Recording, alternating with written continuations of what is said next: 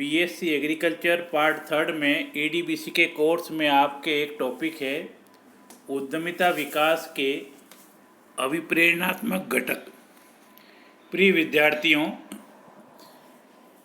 कोई भी हम उद्यम शुरू करते हैं उसमें ऐसे कौन कौन से मोटिवेटिंग फैक्टर्स हैं जो एंटरप्रेन्योरशिप डेवलपमेंट में एक एंटरप्रेन्योर को हेल्प करते हैं। सबसे पहला इसमें आता है बैकग्राउंड, एजुकेशनल बैकग्राउंड, जिसको अपन शैक्षिक पृष्ठभूमि कहते हैं। इसके तहत ये बातें प्रमुख रूप से आती हैं कि जो उद्यमी हैं उसका शैक्षणिक स्तर क्या है।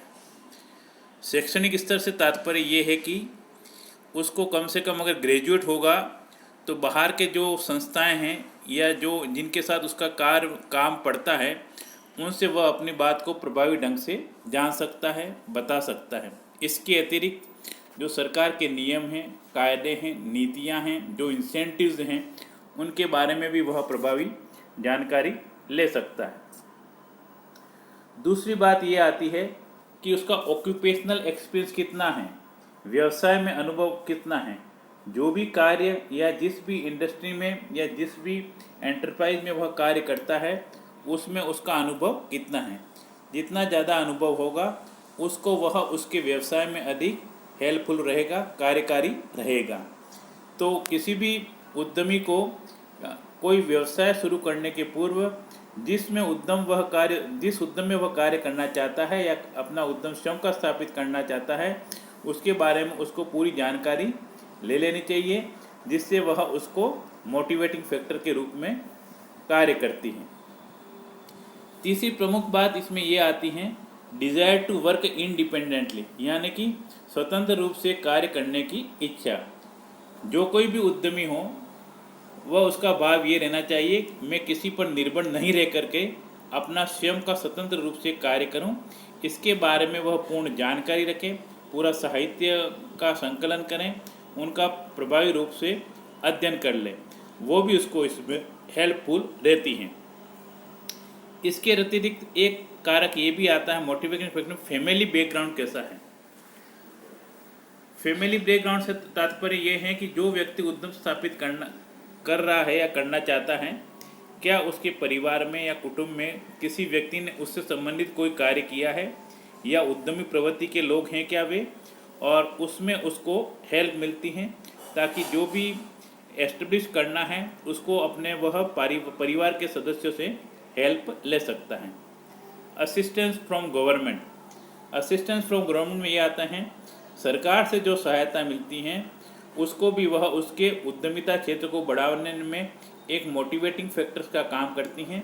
सरकार की जो नीतियां हैं, जो सरकार की जो छूट हैं, जो सरकार को समय समय पर सरकार द्वारा उद्यमियों को प्रदान की जाती हैं, उनसे भी उसके उद्यम को बढ़ाने में सहायता मिलती है। इसके अतिरिक्त है असिस्टेंस फ्रॉम फाइनेंशियल इंस्टीट्यूशंस, जो वित्तीय संस्थानें हैं, जैसे अपने नाबार्ड बैंक हैं या और भी कई अन्य बैंक हैं।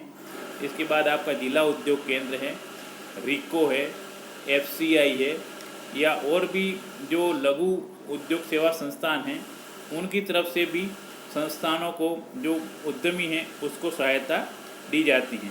इससे उसको ये फ़ायदा होता है कि वित्तीय सुविधाएं तो मिलती ही मिलती हैं, साथ में टेक्निकल एडवाइस मिलती हैं, कोई नवाचारों से संबंधित भी जानकारी उसको मिलती हैं, जिससे उसको उद्यम में आगे बढ़ने में सहायता मिलती है। फिर है तकनीकी और कच्चे माल की उपलब्धता। तकनीकी प्राप्त करने के लिए एक उद्यमी के मन में ये भाव होना चाहिए कि मैं सतत नई तकनीक के बारे में विज्ञ रहूं। जहां कहीं से भी तकनीकी जानकारी उसको प्राप्त हो, चाहे संस्था से बाहर जाना पड़े, उसको वो जानकारी अवश्य प्राप्त करनी चाहिए।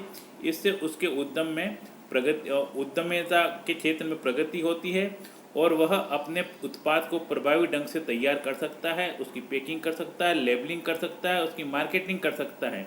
इससे उसका प्रॉफिट बढ़ता है।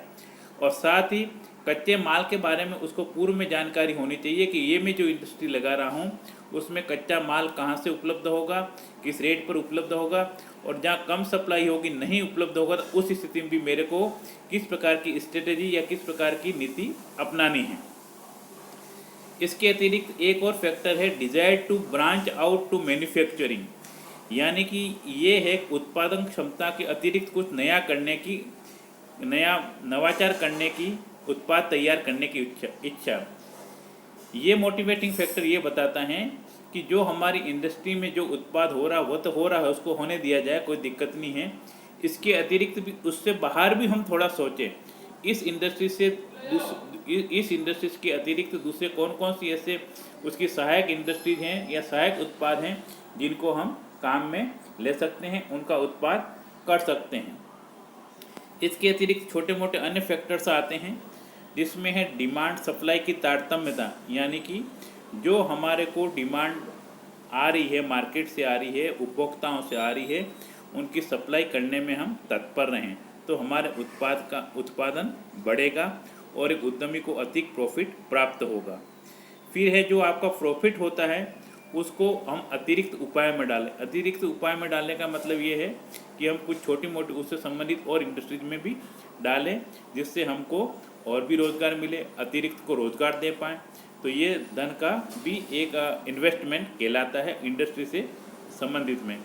फिर है ट्रेडिंग है, हमारी ट्रेडिंग प्रॉपर होनी चाहिए, माल बाज़ार में बिकना चाहिए और अधिक से अधिक प्रॉफिट उद्यमी को प्राप्त होना चाहिए। इसके अतिरिक्त और जो भी हम उद्यम है हमारा, उससे संबंधित अन्य कोई भी ब्रांचेज भी होनी चाहिए जिससे उसको अधिक से अधिक प्रॉफिट होगा। धन्यवाद।